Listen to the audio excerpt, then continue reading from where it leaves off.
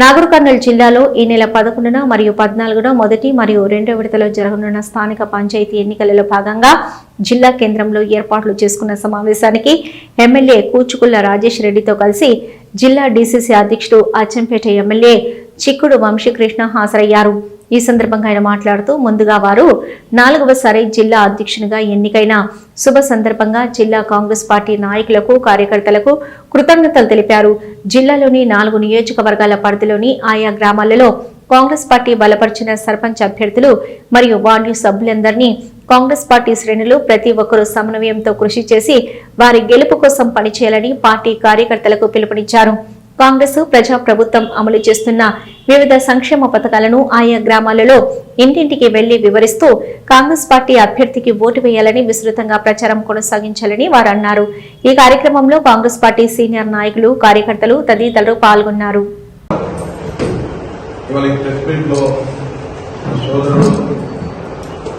నాగర్ కర్నూలు శాసనసభ్యులు కూచుకుల్ల రాజేష్ రెడ్డి గారు, అదేవిధంగా నిజాం ప్రదీన్ శ్రీను రాజు సురేంద్ర అందరికీ నమస్కారాలు తెలియజేస్తూ ముందుగా నన్ను 3వసారి డీసీసీ అధ్యక్షులుగా నియమించినందుకు శ్రీమతి సోనియా గాంధీ గారికి, రాహుల్ గాంధీ గారికి, మల్లికార్జున ఖర్గే గారికి, అదేవిధంగా ఈ రాష్ట్ర ముఖ్యమంత్రి పెద్దలు నల్లమల్ల ముద్దుబిడ్డ పెద్దలు రేవంత్ రెడ్డి గారికి, ఇన్ఛార్జి మీనాక్షి నటరాజన్ గారికి, టీపీసీసీ అధ్యక్షులు మహేష్ కుమార్ గౌడ్ గారికి కృతజ్ఞతలు తెలియజేస్తూ మరి నా మీద ఏదైతే నమ్మకం ఉంచి ఈ జిల్లాను సమన్వయపరిచి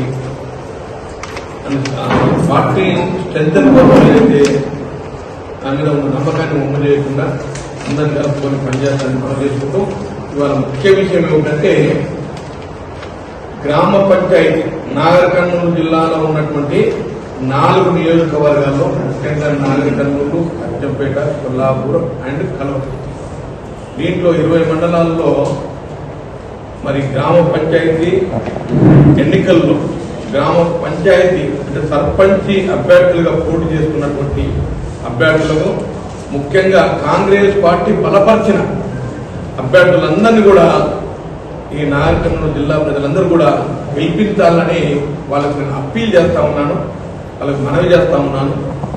ఎందుకు గెలిపించాలంటే ఈ ప్రభుత్వం వచ్చిన తర్వాత ముఖ్యంగా స్వేచ్ఛావాయువు పీలుస్తూ ప్రజాస్వామ్య వ్యవస్థను పటిష్టపరుస్తూ అందరికీ అందుబాటులో ఉండే విధంగా ఈ ప్రజాపాలన కొనసాగుతూ ఉంది.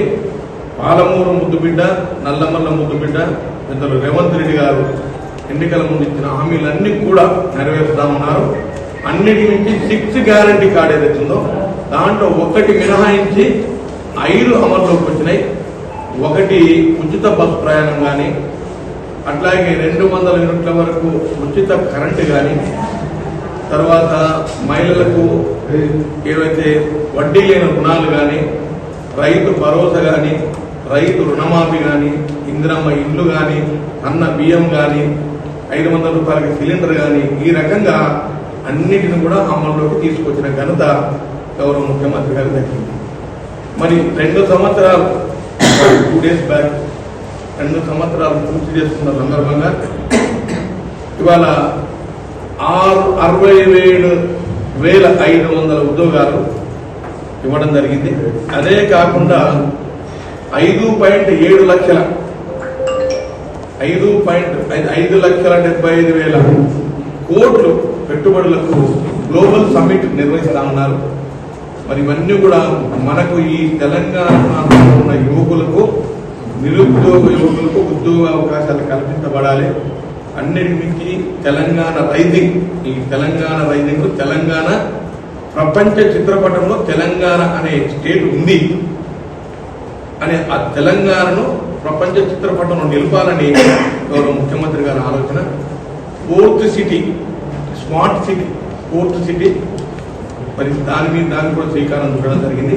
ఇదే కాకుండా గ్రామీణ ప్రాంతాల్లో ముఖ్యంగా గ్రామ పంచాయతీకి సంబంధించినటువంటి గ్రామాలలో మురికి కాలువలు కానీ, సీసీ రోడ్లు కానీ, స్ట్రీట్ లైట్స్ కానీ, అక్కడ ఉన్నటువంటి రోడ్లు కానీ వీటన్నిటికీ అత్యంత ప్రాధాన్యత ఇస్తూ గాంధీ గారు కన్నటువంటి కళలు గ్రామ స్వరాజ్యమే నా లక్ష్యమని మహాత్మా గాంధీ గారు ఏ రకంగా చెప్పారు దానికి కట్టుబడి ఇవాళ ఈ ప్రభుత్వం పనిచేస్తూ ఉంది. కాబట్టి మీరందరూ కూడా మా అభ్యర్థులను ఆశీర్వదించండి. అన్నిటికి మించి కాంగ్రెస్ పార్టీ అభ్యర్థులు గెలిస్తే ఆ గ్రామ అభివృద్ధి సునాసాయంగా ఉంటుంది.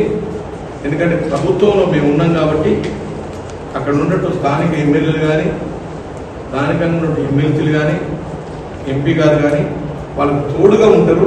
కాబట్టి అభివృద్ధిని కాంక్షించి కాంగ్రెస్ పార్టీ బలపరిచిన అభ్యర్థులను గెలిపించాలని ప్రజలందరినీ కూడా కోరుతా ఉన్నాను. అదేవిధంగా ఎక్కడ ఏదాంటి చిన్న చిన్న పొరపాట్లున్నా ఇక్కడ చిన్న చిన్న మనస్పర్ధలున్నా అవన్నీ పక్కకు పెట్టి కాంగ్రెస్ పార్టీ కార్యకర్తలు నాయకులు సమిష్టిగా పనిచేసి అభ్యర్థి విజయం కోసం పనిచేయాలని మీ అందరూ కూడా నేను అప్పీల్ చేస్తా ఉన్నాను. అదే కాకుండా అందరూ కూడా జిల్లా స్థాయిలో ట్రైనింగ్ క్లాసులు కూడా త్వరలో కండక్ట్ చేయాలనే ఆలోచన ఉంది.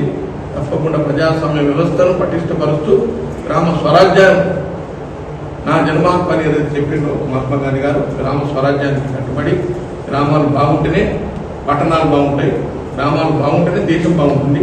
కాబట్టి ఆర్థిక వ్యవస్థ పల్లెల్లో ఆర్థిక వ్యవస్థ పటిష్టపరిచినప్పుడే దేశం బాగుపడుతుందనే ఉద్దేశంతో స్వర్గీయ రాజీవ్ గాంధీ గారు నేరుగా గ్రామ పంచాయతీలకు డబ్బులు వేసేటువంటి స్కీమ్ తీసుకొచ్చింది స్వర్గీయ రాజీవ్ గాంధీ గారు. ఇవాళ సోనియా గాంధీ గారి ఆలోచన కూడా అదే రకంగా ఉంది.